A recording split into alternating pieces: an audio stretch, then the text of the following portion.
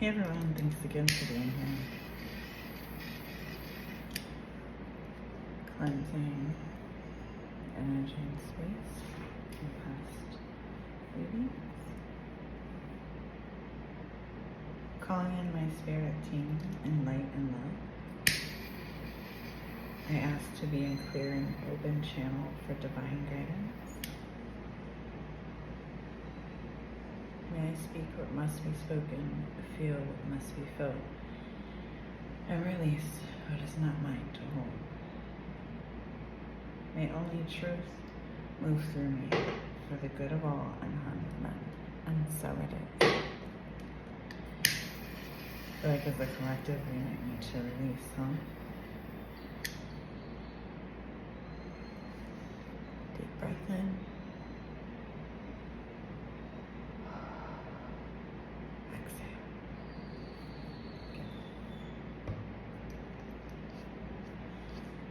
Alright, so something that has really been during this kind of break I had where I was still channeling and still doing things that I wasn't recording and or uploading.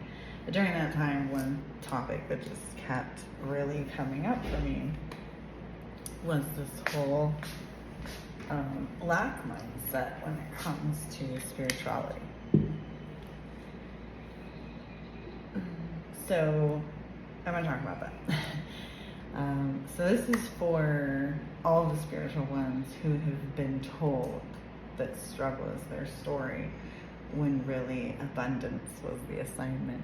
So for those who understood the assignment, and for those who want to know what the assignment is, this also goes out to you. So I guess we start at the beginning. What the heck is the lack mindset?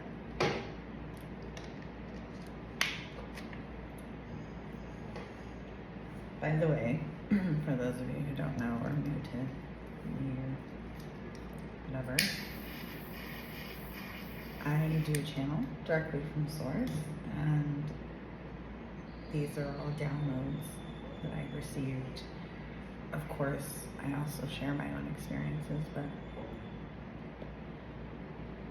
this is what I know to be truth. So, a lack mindset is kind of seeing life through a certain lens, a not enough lens, whether that be money, love, time, self-worth, anything. The belief that suffering equals virtue. And boy, did I struggle with this. This took me years, no joke, to get out of. The belief that suffering equals virtue. I'm saying that again so it really sinks in. And I feel like when I say it out loud, it sounds silly, but a lot of us truly believe that. Or did. If I'm struggling, then I'm doing it right. And that's a false narrative. You can be both spiritual and secure and resourced and at ease. And it shows up even in spiritual communities, and I've seen it. And it doesn't always have to be this way. I mean, it's great when we, excuse me, my camera. When we are able to even do things without compensation and help those and all of that, right? It's wonderful, but there are so many spiritual people out there also who feel that they can never charge for their services, or they're undercharging because, you know, they're spiritual and they feel that that's what they should do. And there's kind of this unspoken line, right, that people don't want to cross, and we kind of resist wealth, and we attach it to ego. And you know I grew up thinking that, you know, rich people bad, poor people good, just kind of that mentality, and we kind of hated on the wealthy and the rich because we weren't that, and just didn't see ourselves that way, right? And then even in the spiritual community, I see too, where it's like, well, now I'm just waiting on the universe, but there's still fear there, or there's still impatience there, or whatever it may be. Romanticizing burnout, even in the spiritual community, I've seen it. Martyrdom. We're done with this timeline of starving healers and broke mystics. Like, I don't have to be broke to be spiritual. And where that came from, I mean, I digress. So the point is, you can't manifest abundance while you're worshiping lack, because that is what you're doing. Living in that mindset, you are worshiping lack. And if you can say that to yourself enough, it'll start to change. You can say whatever you want. You can say you want flow, but you're aligning with force, meaning you're trying to force situations, force connections. You say that you trust in divine timing, but you keep grinding out of fear that it's what you have that you're going to lose, or you won't get what you want to have, etc. Manifestation is not begging, it's embodiment. You don't attract what you want. You attract what you're aligned with. And that is where so many of us go wrong, where I've gone wrong. We get manifestation all wrong. We get alignment wrong. But maybe that's another topic, right? But there's this book that really changed the game for me, and I always recommend it. I'm not at all a paid ad. I've never talked to the author or anything like that. But it's called You Were Born Rich. And feel free to look it up. It really changed the game for me and I've read it multiple times. I first read it pretty passively, I'll be honest. I kind of just wanted to check the book out. It had been recommended to me highly by a few people. I read it passively with a group that was reading it, a group of women, and we did talk about it and everything, but I wasn't necessarily doing all of the things in it that it tells you to do.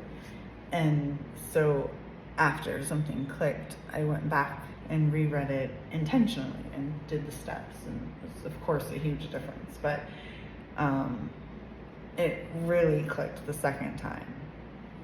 Then when I recommended the book to someone else and I was going through it again and talking about it with them, it was just such a great refresher for me. But anyway, and I will put something in the description or something if you want information on that book. Again, not necessarily plugging it, but it helped me.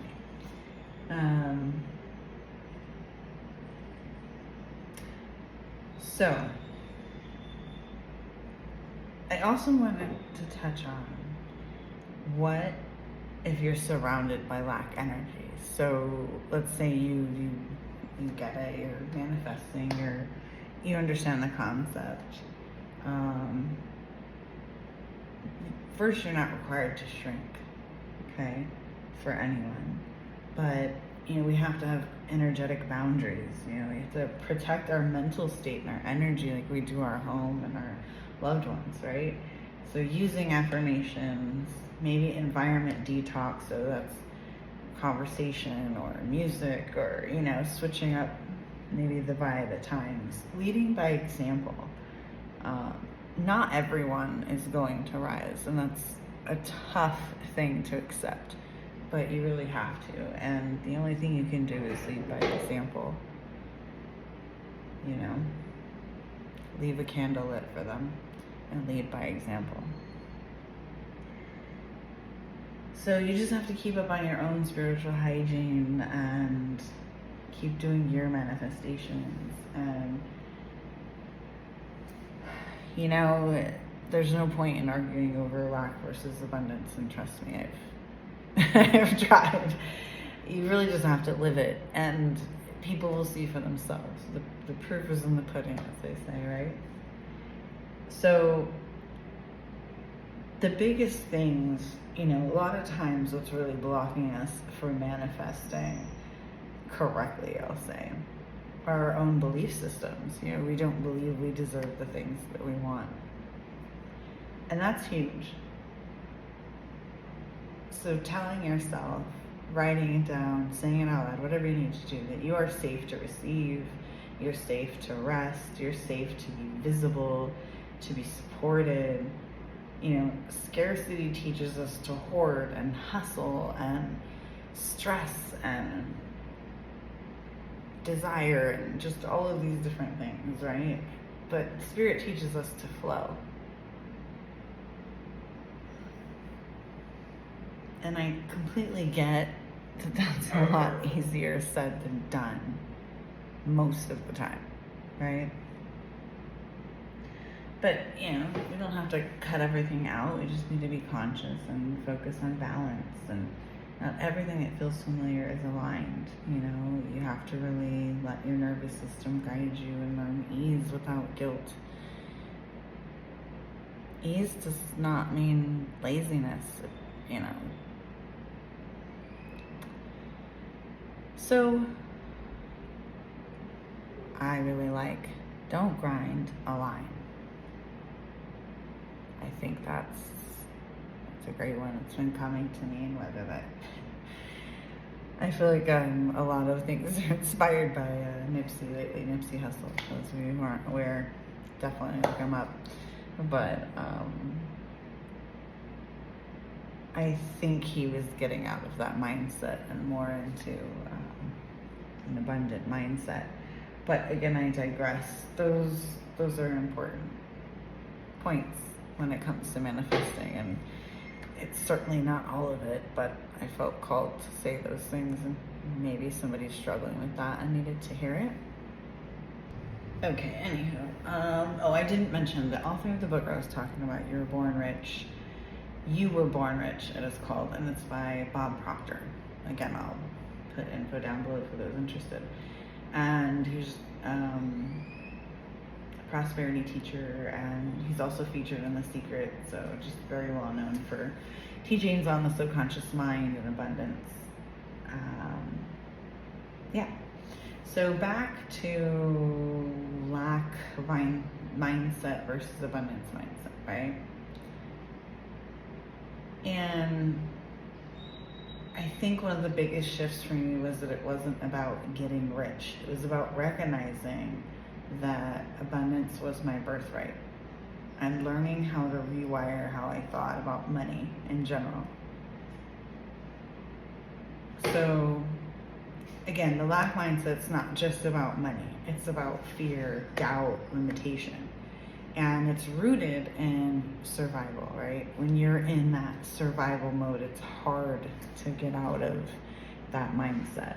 Shame, scarcity, just, you can't do things, there's not enough. It's often passed down, right? It's learned, and it's reinforced constantly by different systems in society, by our family, school even. And you see it in everyday life. So I talked about how we see it in the spiritual community, but even outside of that, just in the daily life, right? I can't afford this.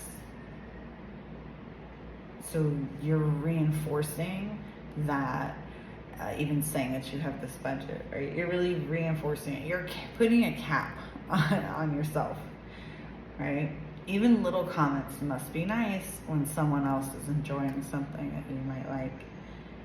That's envy or disbelief that it's possible for you too.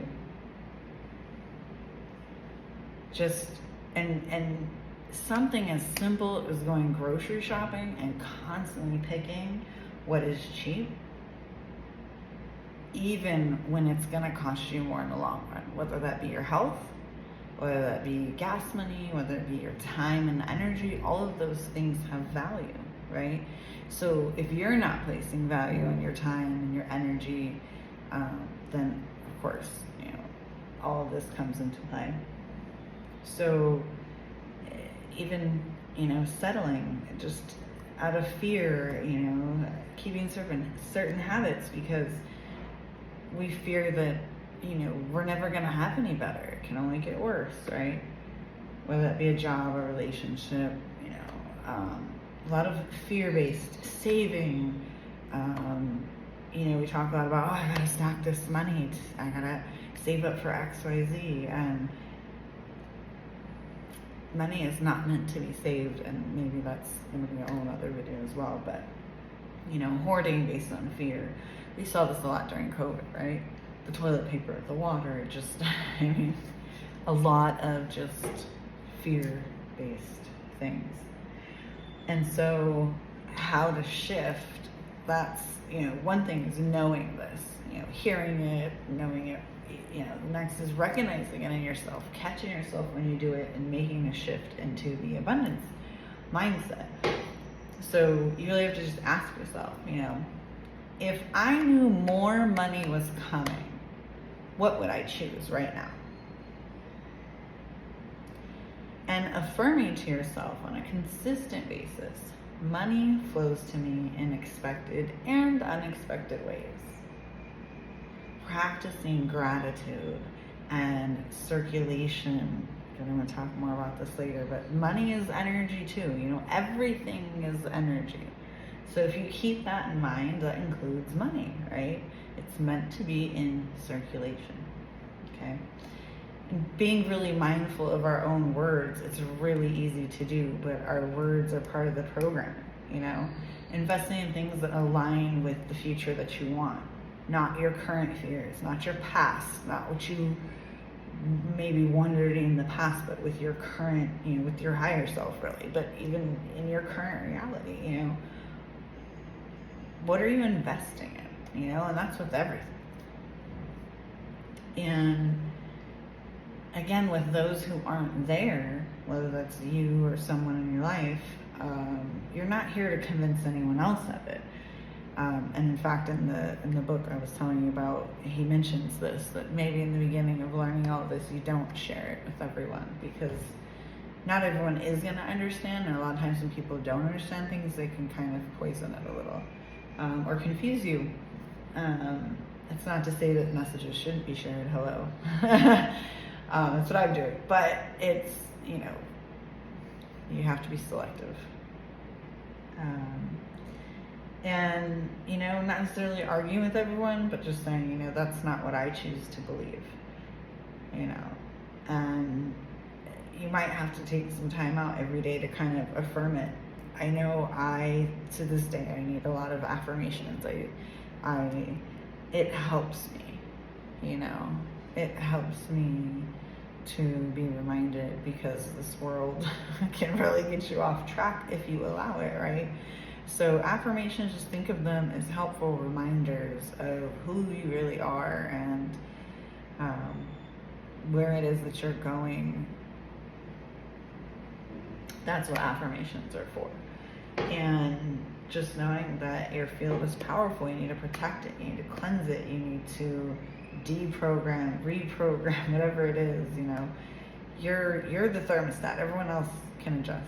You just need to be consistent in your own alignment, and know that, avoiding is not healing, numbing is not manifesting. True alignment feels peaceful, not frantic, not rushing around. I personally have never liked rushing around for anything, but, sometimes we feel life calls for that, and we do it.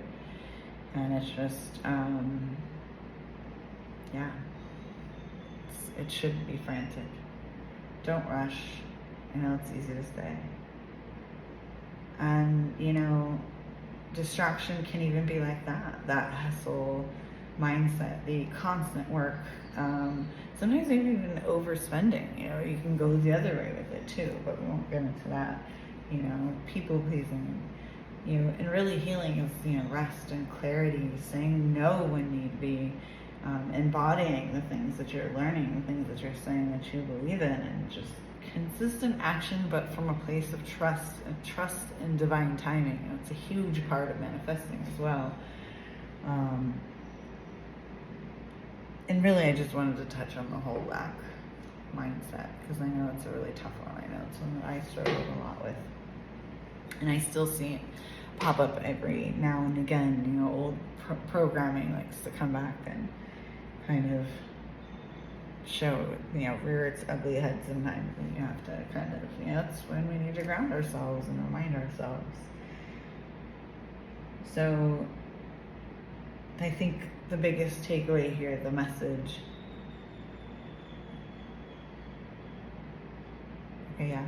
the message from Source is that abundance is not something that you chase. It's not something you need to chase. It's something you remember. So that's where the book got it right. You were born rich, so act like it. I hope that helps.